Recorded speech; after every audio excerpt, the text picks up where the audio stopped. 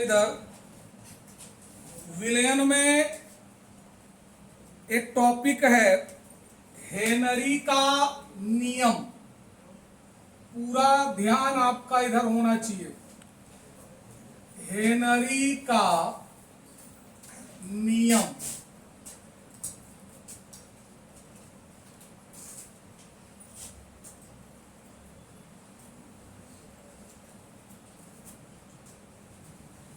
ध्यान इधर रखिएगा। हेनरी का नियम कहता क्या है? एक वैज्ञानिक था विलियम हेनरी। ये इंग्लिश रसायनज्ञ था। इसने सन 1801 ईस्वी में, किस सन में? सन 1801 ईस्वी में गैसों की द्रवों में विलेयता और विलयन पर गैस के आंशिक दाबों में एक संबंध ज्ञात किया, जिसे हेनरी का नियम कहते हैं। आपको ध्यान देना होगा। अगर हम जैसे एक पात्र ले लें बच्चों, इसमें हम कोई द्रव भर दें। ध्यान से देखते रहिएगा। इसमें हमने क्या भर दिया? द्रव भर दिया है। एक पात्र है, उसमें कोई द्रव भर दिया है। वो द्रव जल भी हो सकता है, वो द्रव जल भी हो सकता है। और इसमें बच्चों ध्यान देना, हमने क्या मिलाया? गैस। ये कौन है? गैस। ध्यान से पूरा देखते चलिएगा।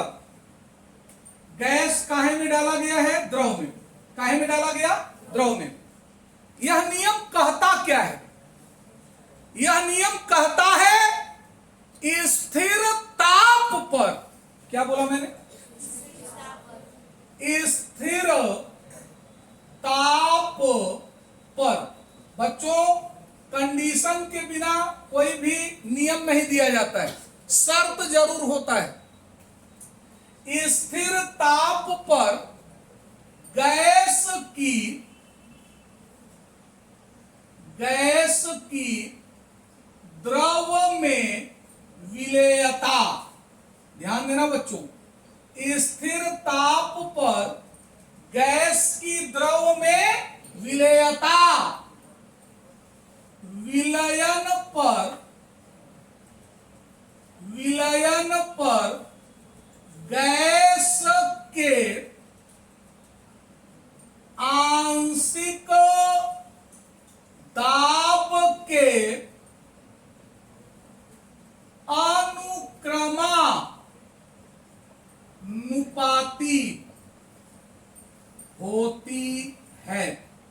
ध्यान देना बच्चों, मैंने क्या लिखा है? मैंने क्या लिखा है? स्थिर ताप पर। ध्यान इधर रखो भाई। स्थिर ताप पर गैस की द्रव में विलेयता। स्थिर ताप पर गैस की द्रव में विलेयता। विलयन पर गैस के आंशिक दाब के अनुक्रमानुपाती होती है। आप अगर इसको अंग्रेजी में बनाना चाहें तो आप देखो क्या बोलेंगे? At a constant temperature. At a constant temperature. ध्यान देना बच्चों, at a constant temperature the solubility of a gas, the solubility of a gas in a liquid is directly proportional to its partial pressure, it's partial pressure over the solution, over the solution. क्या मैंने बोला? At a constant temperature the solubility of a gas in a liquid is directly proportional to its partial pressure over the solution, विलयन पर over the solution। तो क्या है बच्चों? Henry का नियम क्या है? स्थिर ताप पर गैस की द्रव में विलेयता, विलयन पर गैस के आंशिक दाब के अनुक्रमानुपाती होती है। बच्चों, विलेयता के बारे में हमने आपको 3 डिफिनीशन दिया है। बच्चों, यह नियम कहता क्या है? यह नियम कहता है, ध्यान देना, हेनरी के नियम से मैं बता रहा हूं, यह कहता है यस प्रोपोर्शनल टू पी। और यहां पर बच्चों स्थिर ताप पर कंडीशन क्या है बच्चों? स्थिर ताप पर। आप जानते हो जब भी प्रोपोर्शनल हटता है कोई न कोई कांस्टेंट आता है, इसलिए बच्चों यस बराबर आएगा KH इंटू में P। क्या आएगा यस बराबर? KH इंटू में P। समीकरण नंबर 1। बच्चों यहां पर यस जानते हो क्या है? यस क्या है जानते हो? यस है गैस की द्रव में विलेयता। यस क्या है? यस क्या है? गैस की द्रव में विलेयता। बच्चों ये पी क्या है? पी क्या है? पी क्या है? विलयन पर गैस का आंशिक दाब, विलयन पर गैस का आंशिक दाब। और KH हेनरी स्थिरांक, आलोक शुक्ला दिए होते तो आलोक स्थिरांक यहां दिया किसने है? हेनरी ने। किस सन में? सन 1801। सन 1801 यानी सन 1801 ईस्वी में वैज्ञानिक था विलियम हेनरी। नाम क्या था? William Henry. तो हेनरी स्थिरांक है। KH क्या है? हेनरी स्थिरांक। क्या बोला मैंने? कैपिटल यस क्या है बच्चों? गैस की द्रव में विलेयता। P क्या है? विलयन पर गैस का आंशिक दाब। KH क्या है बच्चों? हेनरी नियतांक या हेनरी स्थिरांक। कोई दिक्कत किसी को? ये जो विलेयता है बच्चों, यहां पर ये मोल प्रति लीटर में लिया गया है, राइट। ये जो आंशिक दाब है ये वायुमंडल में ले लिया गया है। किसमें? वायुमंडल में। तो वहां से अगर हम हेनरी स्थिरांक का, हेनरी नियतांक का मात्रक बनाना चाहें तो हम आसानी से बना सकते हैं। बच्चों इसी को एक एनादर डिफिनीशन दिया गया दूसरे शब्दों में, ध्यान देना है आपको। एक तो आपके सामने ये है, अभी इसकी चर्चा हम दोबारा करते हैं, अभी फिर से हम उसको बताएंगे। तो पहला वाला क्लियर हो गया सबको? क्या है भैया पहला वाला? क्या बताया मैंने? स्थिर ताप पर। बोलिए क्या बोला मैंने? स्थिर ताप पर गैस की द्रव में विलेयता, विलयन पर गैस के आंशिक दाब के अनुक्रमानुपाती होती है। अच्छा, दूसरे शब्दों में देखो हेनरी का नियम क्या है बच्चों, ध्यान इधर रखिएगा सब लोग। दूसरे शब्दों में देखो क्या कहता है। कहता है, ध्यान देना बच्चों, स्थिर ताप पर, स्थिर ताप पर गैस का विलयन में गैस का विलयन में क्या बच्चों? मोल प्रभाज। ध्यान देना बच्चों, स्थिर ताप पर गैस का विलयन में मोल प्रभाज। ध्यान देना, विलयन पर गैस के आंशिक दाब के क्या होता है बच्चों? अनुक्रमानुपाती होता है। ध्यान इधर रखो, बात कर रहे हो बेटा। स्थिर ताप पर गैस का विलयन में मोल प्रभाज। गैस का विलयन में मोल प्रभाज, विलयन पर गैस के आंशिक दाब के अनुक्रमानुपाती होता है। क्या बताओगे? At a constant temperature. क्या बोलोगे बच्चों? At a constant temperature the mole fraction of a gas, the mole fraction of a gas in a solution is directly proportional to its partial pressure of gas over the solution. अच्छा, इसके according बच्चों जानते हो क्या relation मिलता है? इसके according बच्चों मिलता है P प्रोपोर्शनल टू X। क्या मिलता है? P proportional to X। इसलिए बच्चों आपको पता है प्रोपोर्शनल हटाओगे कांस्टेंट आएगा KH और इनटू में बच्चों X। जानते हो बच्चों P क्या है? गैस का आंशिक दाब। P क्या है?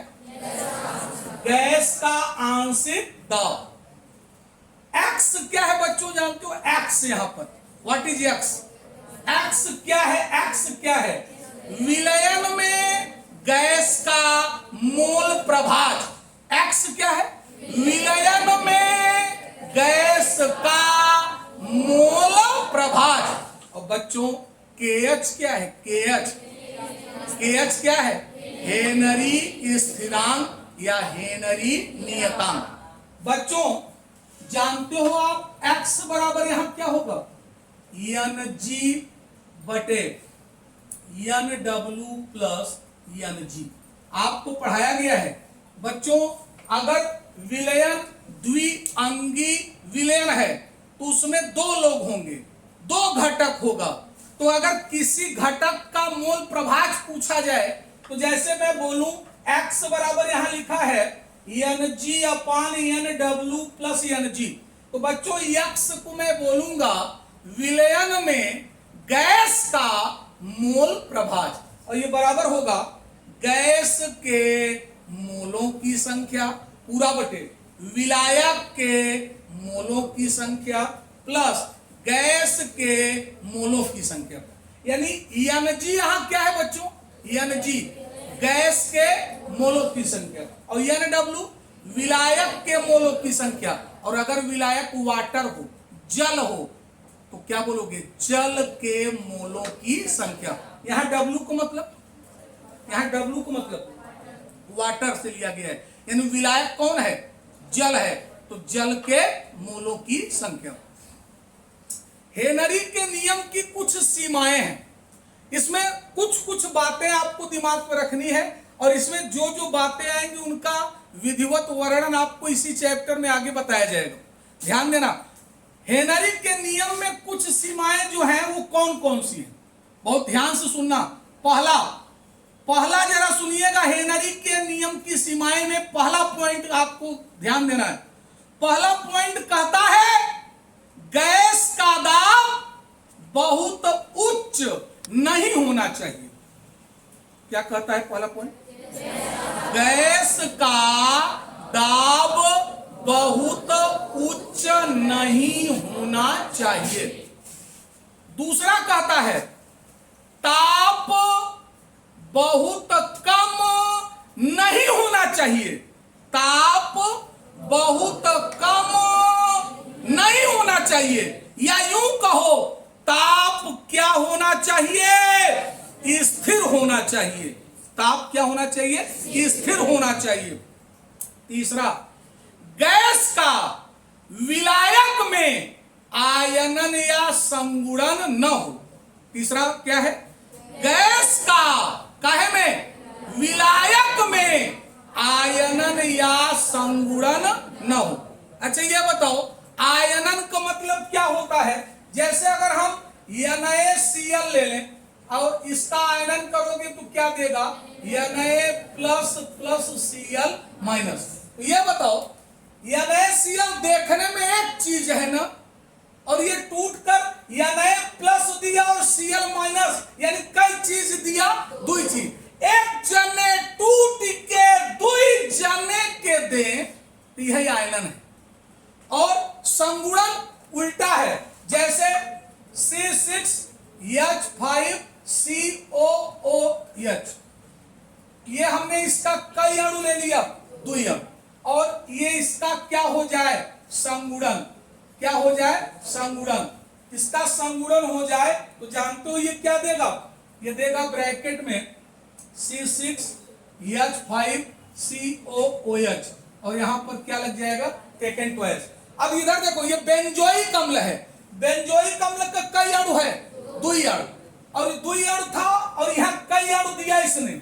यहां देखा जाता है दुई से एक बना, यानी पहले से आधा हो गया। पहले से आधा हो गया इस संगुणन है, अब पहले से दूना हो गया ये आयनन है। तो भैया हेनरी के नियम का 3 सीमाएं हैं बच्चों। पहला, गैस का दाब बहुत उच्च नहीं होना चाहिए, और दूसरा बच्चों ताप बहुत कम नहीं होना चाहिए, या यूं कह दो कि ताप क्या रहे? स्थिर होना चाहिए, न बढ़े तो न घटे। और तीसरा का, गैस का विलायक में आयनन या संगुणन नहीं होना चाहिए या न हो। ये हो गया सीमाएं। बच्चों आता है अनुप्रयोग, ये पूछ लिया जाता है कि भैया हेनरी के नियम के अनुप्रयोग बताओ।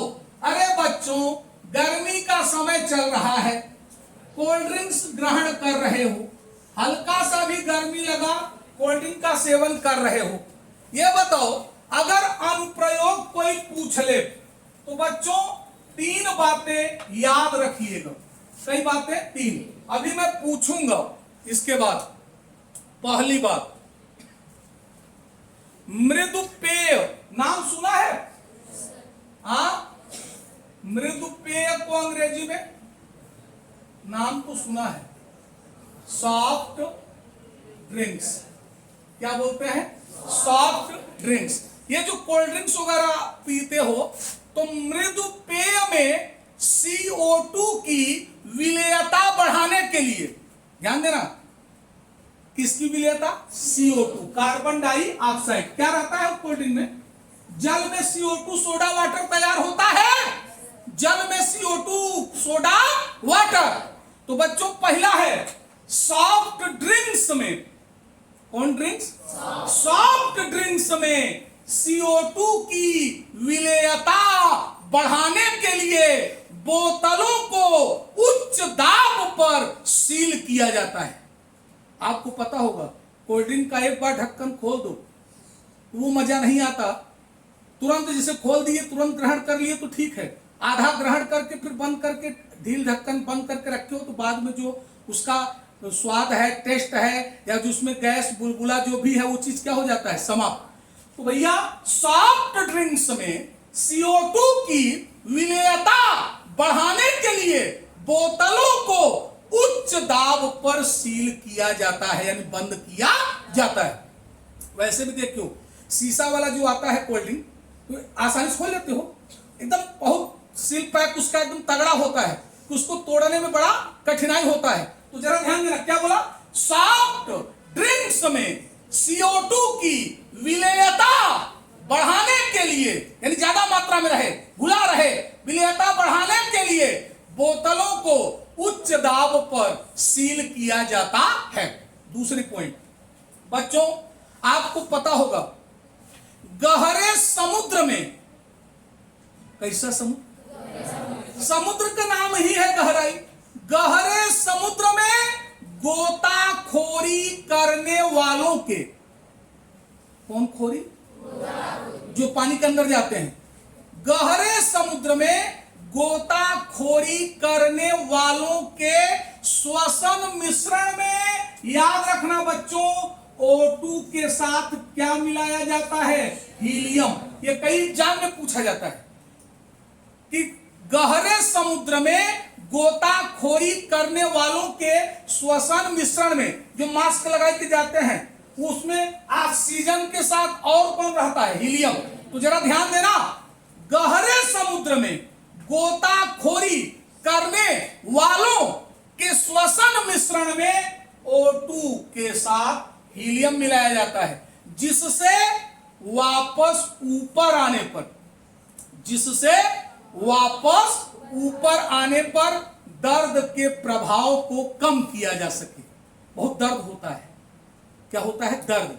तो गहरे समुद्र में गोताखोरी करने वालों के श्वसन मिश्रण में O2 के साथ हीलियम मिलाया जाता है, जिससे वापस ऊपर आने पर दर्द के प्रभाव को कम किया जा सके।